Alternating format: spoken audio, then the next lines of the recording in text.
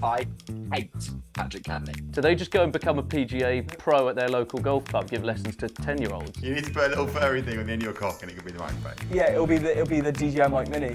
Type in GIMP with who plays in glasses, US Ryder Cup team. Grow up and go to the toilet like a normal person. I would have literally wanted to go out there and hit it. I did. I've never known him to shit himself.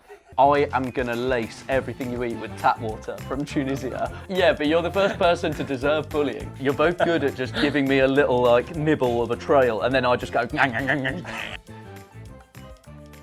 Welcome back to 3 Off the Tee, the golf podcast that doesn't take golf too seriously. I'm here with the Gimme Gimme Boys, but only one of them. It's a bit of a work from anywhere situation. We've got Rob over there in Sweden. Ollie's here in Ollie's home. That we've got nice space here. But how are we doing, lads? I've been without Rob for a week now. He's hundreds of miles away, and let me tell you, it is. I don't want to get. It's okay. No, I don't want to get choked up. But we actually made a piece of content that we posted today about how it feels to play golf without your regular golf bro. I believe Rob's been cheating on me playing in Sweden with family members of his wife. I want him to get out there and do his thing, but yeah. I do miss you, mate. Well, I didn't want this to come out quite so publicly. And if it's any help, I haven't been playing golf in as much as ruining golf for myself and making it a thoroughly unenjoyable experience and spending loads of money on courses. I honestly, the word golf riles me up right now. It's a joke. It's literally a joke. How bad? Tell us. Give us the extent. First round, I literally smoked a driver, wedge in, 4-putted. That is bad, isn't it? And then after that, I was like, I'm completely cooked. Perhaps we need a bit of an SOS, a call for help, and I think Rob knows who too. We could do it right now. We could give a shout out to who we need. There's only one Instagram page I've seen that says you might be better at putting than you think. So if you're out there listening, LIV Golf, we'll take a couple of putters, please. I could be your ultimate success story. I can literally be your ultimate success story. My golf's better than it's ever been, and I'm scoring worse than I've ever scored because I can't hold a putt. I've heard that your putting's left you loud. so drastically that even Natalie's considering leaving you because the putting's been that bad. If she was on the course and watched my putting, she would have left, no questions asked. There's no way she would have stayed with an absolute loser like that. I must have called myself a gimp 25 times over both rounds. And father-in-law's calling you a gimp as well. He doesn't even speak in English, so I can just swear as much as I like. It's quite class, actually. You're gimp. He's like, you're gimp. What is You're a gimp. I'm a gimp. Look at me. Gimp. This is a gimp. Gimp. We should say he's not actually from Kazakhstan, but no. You are a gimp. You're very gimp. La la la la. Big fat gimp. La la la la la. That's my world of golf this week. But there has been some good news for Gimme Gimme this week. Rob and I have been involved in our most exciting collaboration to date with the wonderful Manors Golf. Obviously, they were like, we need some really good-looking models, and they looked at Gonz Golfing's page and they were like, he's awful. We cannot use him. They were like, Castore like him. He can stick with the Castore boys. I have one Castore core zip, and also I like to. You'd think he has 6 because it's on the whole time. I'm not having that shit from you two because I said it just about 30 minutes before we started the podcast. I've said, boys, I haven't seen you out of those shirts for 3 weeks since you've been sent them. So the fact that... Kissing the badge, by the way. The fact that you haven't showered is embarrassing. But it's not. They're nice. Really, really nice shirts. Big signing for Manors, actually. Your classic Americans versus English on the golf course. Obviously making a lot of friends with our American listeners. If we hadn't lost them all after we satirised Donald Trump for being a cheat and then sang a bastardised version of the Star Spangled Banner. Yeah, but I think our fans are not the ones that like Donald Trump. We just like his golf courses. I would suggest that the golfing community would probably largely be Republican, wouldn't they? Maybe. They love Jesus and they love God and they love money. And Trump is part of that package. Last year, this was obviously before my girlfriend now, who is my whole world. Don't think about other women. But I did actually go on a load of dates with an American girl. She was so Trump. On our very first date, I had assumed she wouldn't be a Trump fan. I was like, I assume you're not a big fan of Mr. Orange. She was like, I cannot believe that you would say that about our president. I think it's totally disgusting that you would even vaguely disrespect somebody who is the president of the United States of America. Gonz, how was your world this week? I'll tell you what, if you're out there listening, I've seen 5 or 6 people shamelessly copy your content this week. It's actually really embarrassing. Like, if you're copying someone's content and not putting inspired by whatever, you don't really deserve anything because you're not doing any work. To be fair, a lot of my content is like viral stuff that's sort of remade into other things. So maybe the original creditor of my stuff isn't always tagged. And I also don't think that anybody owns a specific piece of content. We have a world of 8 billion people and therefore nobody really owns a piece of content. I think the thing you're talking to is that, you know, the alarm that went on people's phones, the government was just like, oh, by the way, don't smoke in the park because you'll cause fires. Doing it, it's very timely because I saw it, I made it straight away, bosh. Other people made it. I'm not that hurt about it. All the comments were like, this guy's quick. How's he so quick? And actually, his girlfriend says the same. She always says, this guy's so quick, it's mind-blowing. How's he got that out that quickly? If you wanted to rack up numbers of kids, you could do it on a scale beyond some of the greatest child makers in history. Who was that Mongolian fella that loved slinging out? Genghis Khan? He is the modern day Genghis Khan. Gonz Khan. Yeah, no, fair enough. How did that turn into that? Going back into the week that I had, I was up last week in Doncaster, just outside Doncaster at Forest Pines. It's a Q hotel. Sorry to hear that. Yeah, I know. The sun's burning up there as well. It might be north, but the sun is burning. And I did something for their over 60s, over 70s PGA event with prostate cancer. Did they all have to have prostate cancer? They did. It wasn't a qualifying factor. I did ask that question, and I said, you don't have to have had it.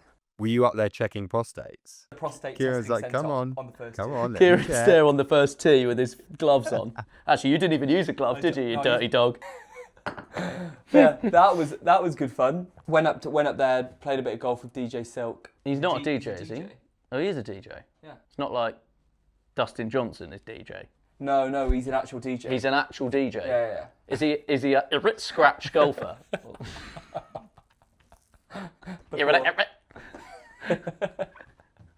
When he's twisting his ball around to line it up on the green, he's like Fred again.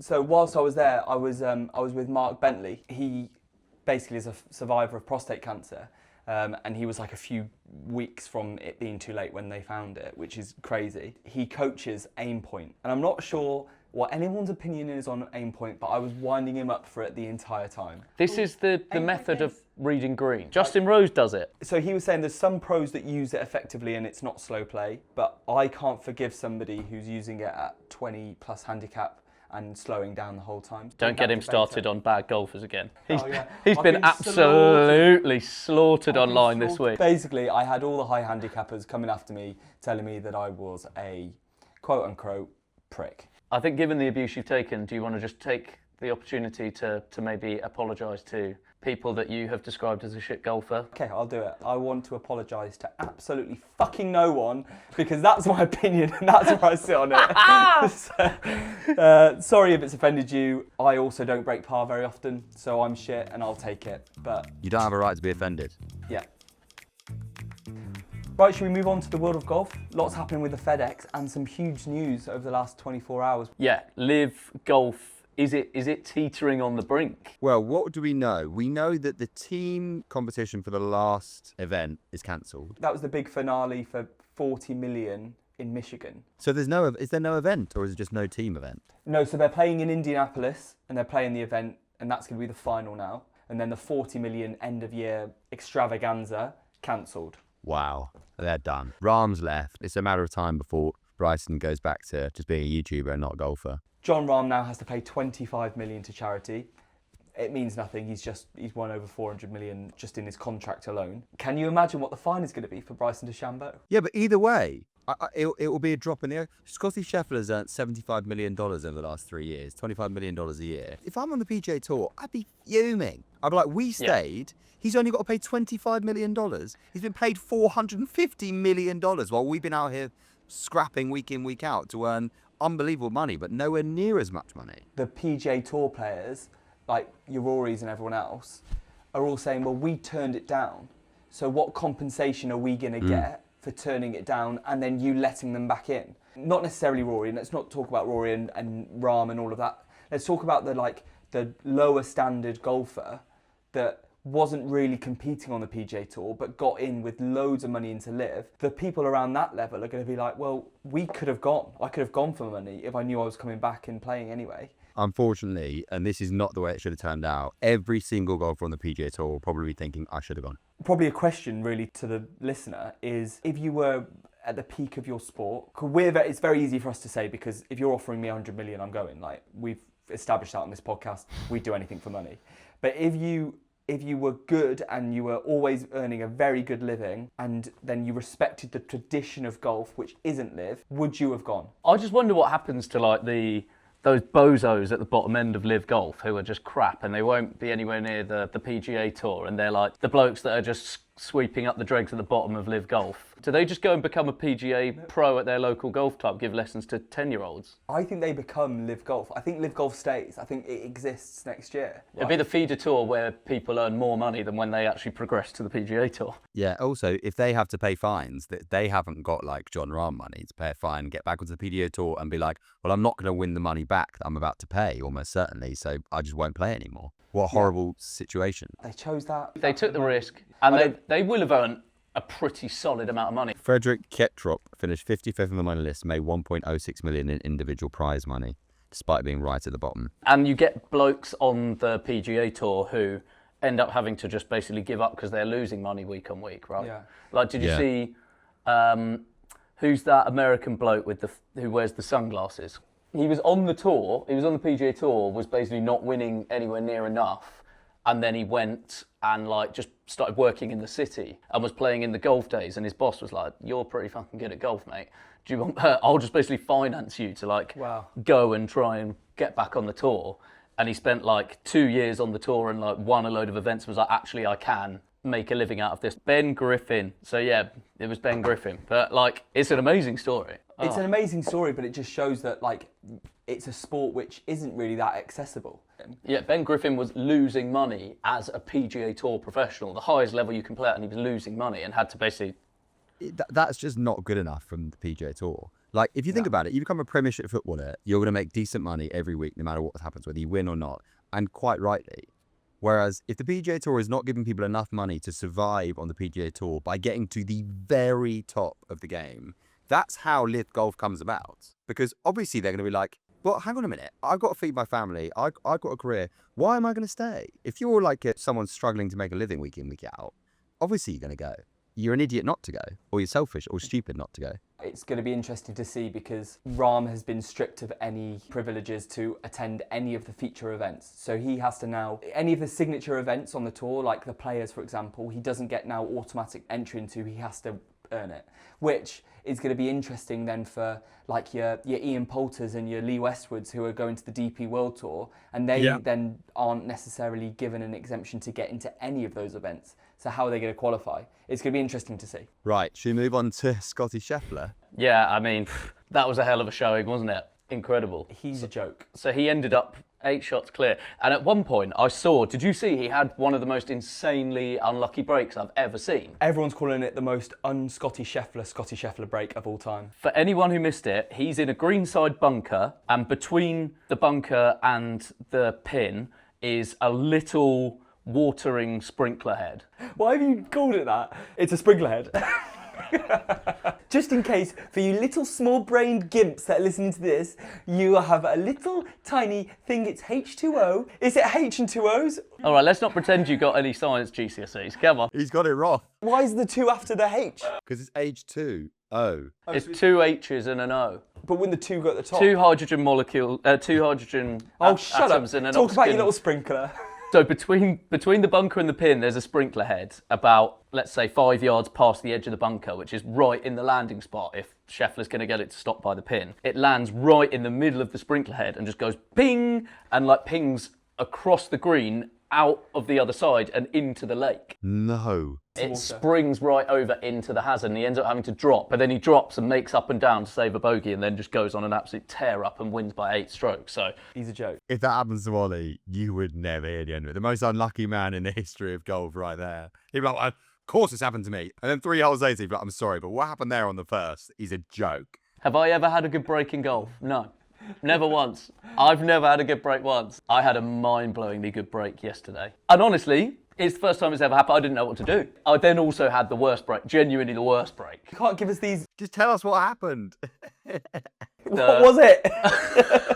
The good one was I sliced my tee shot into the trees and it hit the middle of a trunk and pinged out straight into the middle of the fairway. That was good. But then I did actually have like a mad bad break as well, where I hit a slightly left shot, but there was a tree between me and the green and it just had one little branch coming out of it, and I hit the branch coming out the side and it pinged all the way OB the other side of the fairway, about 80 yards right off this one tiny branch. The odds of me hitting that one branch are about 1,000,000 to 1. We have to talk about the biggest story in golf this week, which is the US Amateur Champion, shock of all shocks, is English. He's British. Jack Whaley, let's go, lad. You're an absolute bloody behemoth, and I'm proud of you.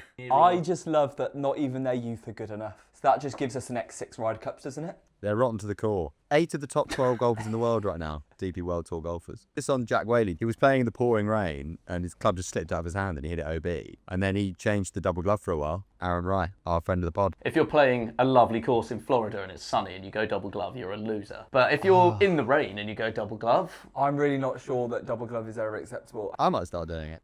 Gimp. In fact, Ollie will start doing it. Ollie's going to be the claw, double glove, LIV Golf, and still crap. The claw has made a humongous difference. Is the scoring better? Yeah, but I've had some really bad breaks. That's so funny. We do need to very quickly touch on the fact that Jordan Spieth, Max Homa, Shane Lowry are all out of the FedEx Cup, which is a shame. You want to see Shane Lowry there, you want to see Jordan Spieth there massively. I get non-stop just people taking the piss out of Jordan Spieth on my feed. Spieth now on 18 and it's like someone in someone's bedroom. I don't really love him or Justin Thomas. I just think they're gimps. On the Netflix documentary, it was like, oh, they're such good friends. Like, oh, What's your opinion of their wives? I don't really have an opinion on their wives. It's just Keegan Bradley's wife that's the pits. But obviously, she is equal to me in status as a civilian. Should we move on to course court? Should we move on to course court? Yes. Okay. Turns out remote podcasts are difficult to run. We found out that Rob's camera ran out of battery, so you'll be seeing his Zoom recording for video for the next half of the episode. Because we didn't forget to get a backup. Always get backup. All right, we are now going to go to our favourite segment, course court. Order, court is now in session. Our first order of business for this week's course court is the question of, should slow players be penalised? I will hand over to the Right Honourable Gentleman, Mr. Robert Eads, to take us away.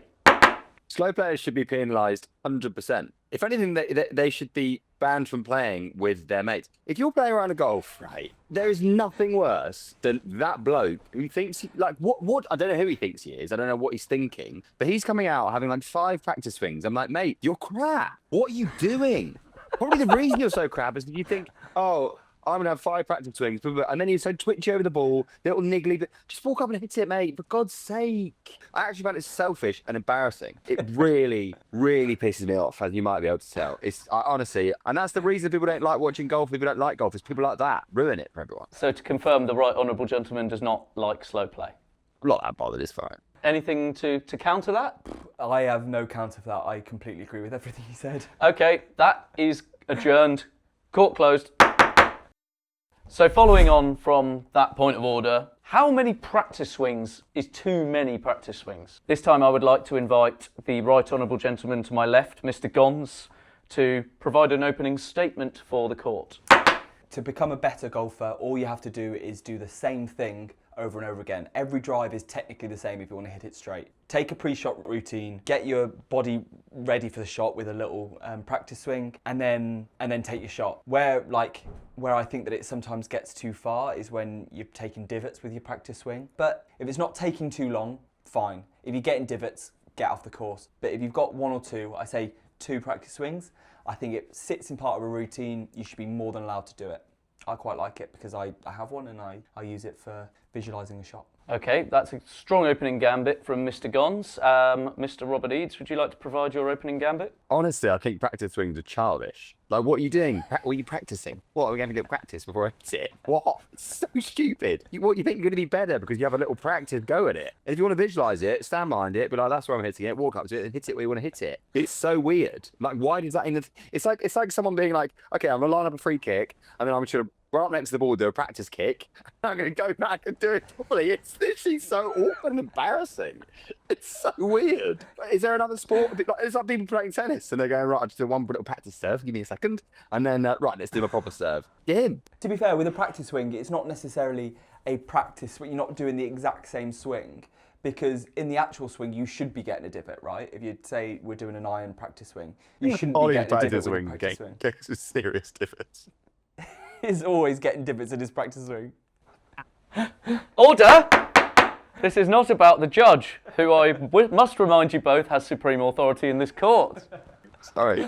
Sorry, Your Honour. It's part of a pre-shot routine. I think it should always be part of a pre-shot routine just to loosen your body up, because... I get it on the first tee. After that, it's like, mate, come on. Actually, do you know what? I kind of get it for putts, because you're trying to be like, okay, what weight does this need? Whereas if you're like, well, it's 3/4 7-iron, you know what that is. You never have a sense of like, right, I've got 15 feet in here. Or maybe that's why I'm so crap at putting, because I've got no idea what I'm doing. But you've just nailed it there, is that actually...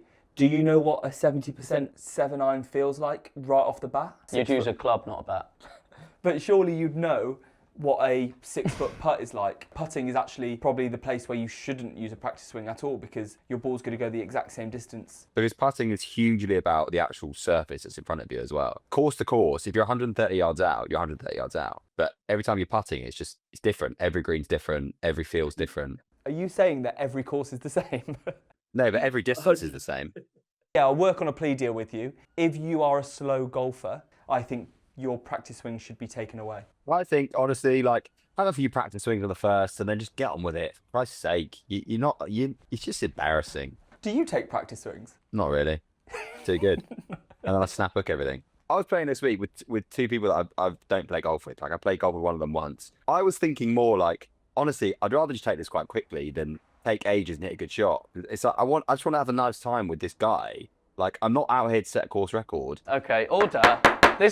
The court has fallen into disrepute, and I shall bring it back. You let the course get out of hand there quickly. Do not accuse the judge. Everybody be quiet. This is my courtroom. The court would like to hear a concise, one-line final retort from both members, beginning with Mr. Gonz.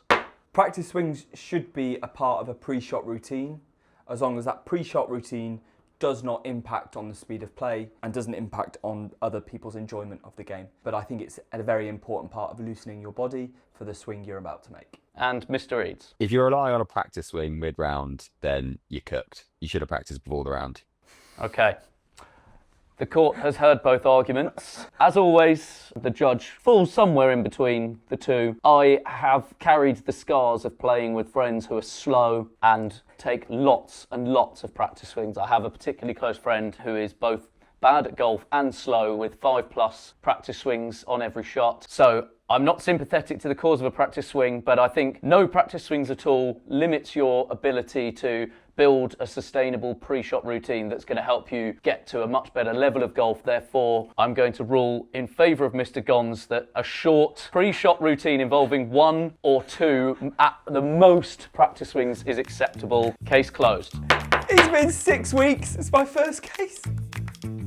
Okay, so that brings us on to Confessions from the Woods. We want to thank everyone for sending in some good stuff, but we have chosen one that is of a similar theme that we've already covered, but I think this is an even more extreme example. And we've also chosen this because this is actually a close friend of mine, a friend of the pod, who has very, very, very politely requested to be anonymous. This actually occurred the weekend just gone, so this is probably quite fresh and raw in this particular individual's recent memory. On the tee box of the 5th hole during my Saturday round with 2 members, disaster struck. I was caught incredibly short all of a sudden. The layout of the course meant that I was 5 holes from cover and even further from the clubhouse. In sheer panic, I had to scurry across 3 fairways to get to the nearest woods. By the time I got there, it was too late. In pure shame, I removed my soiled boxers and buried them in the woods like a tomb.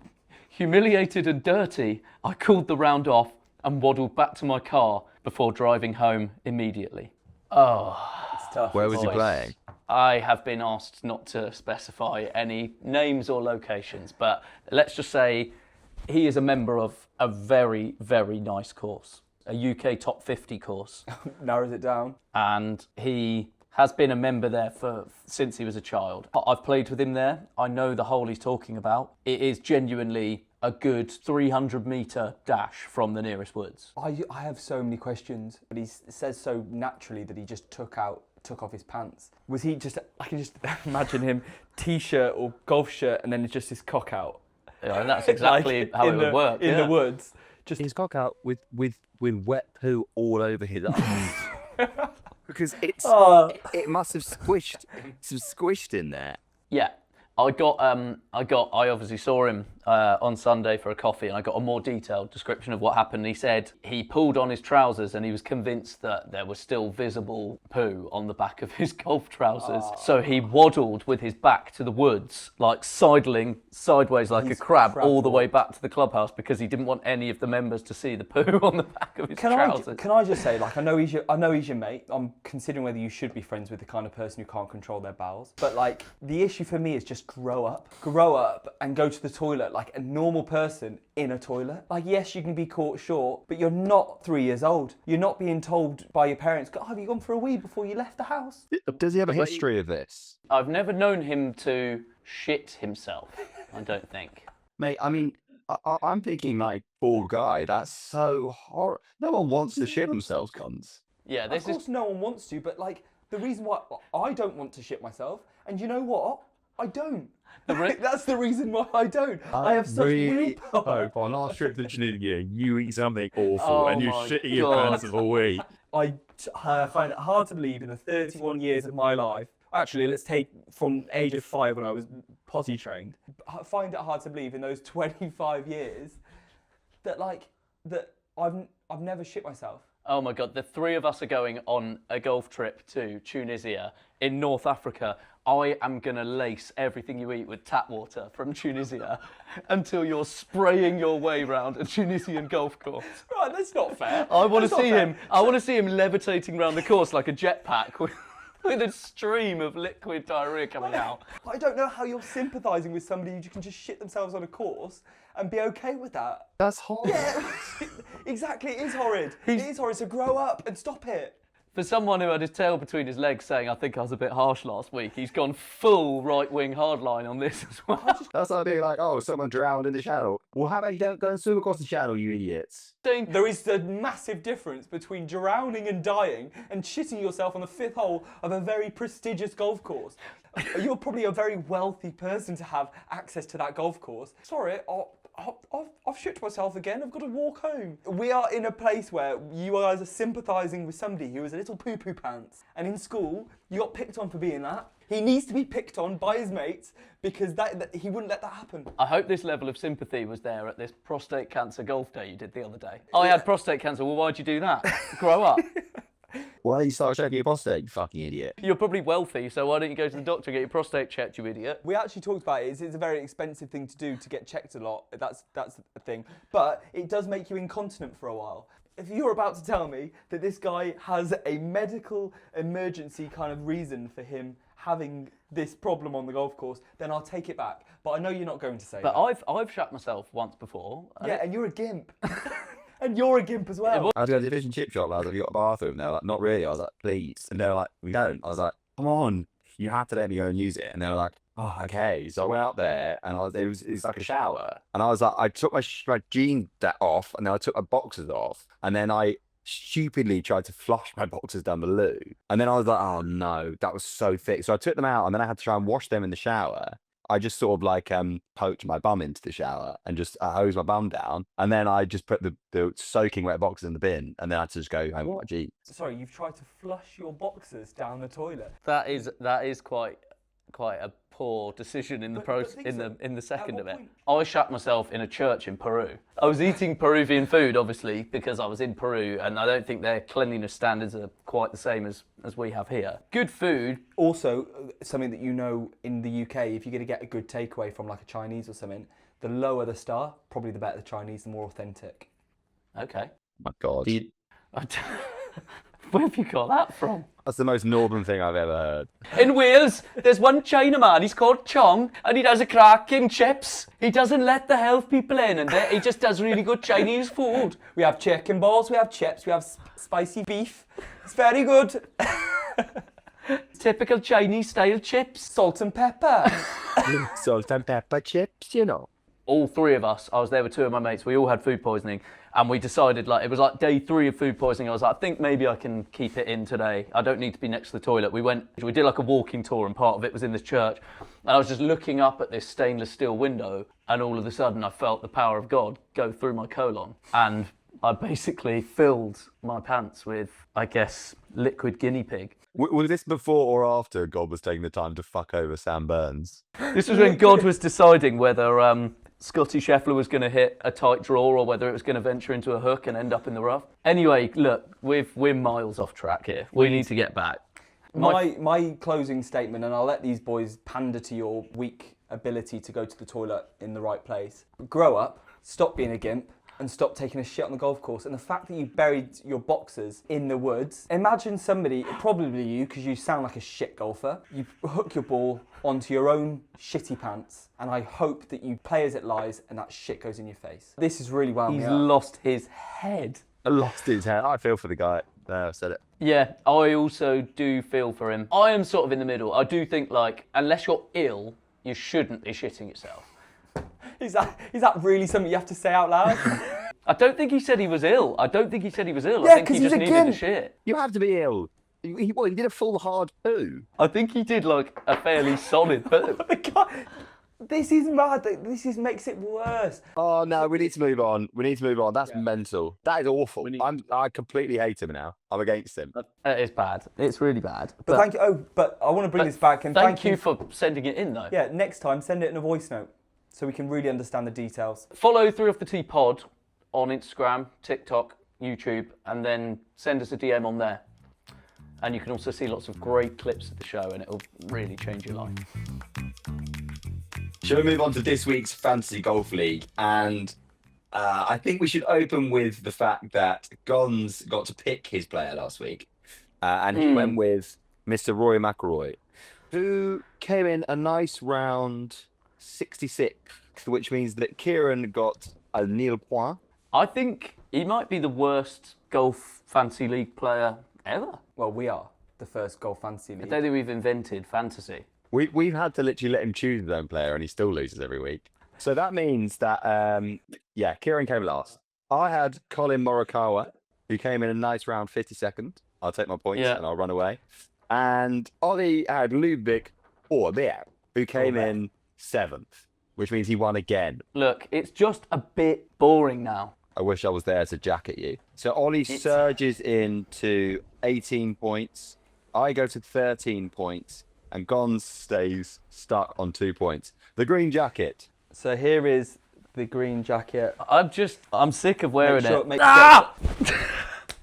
It's just not fun, really.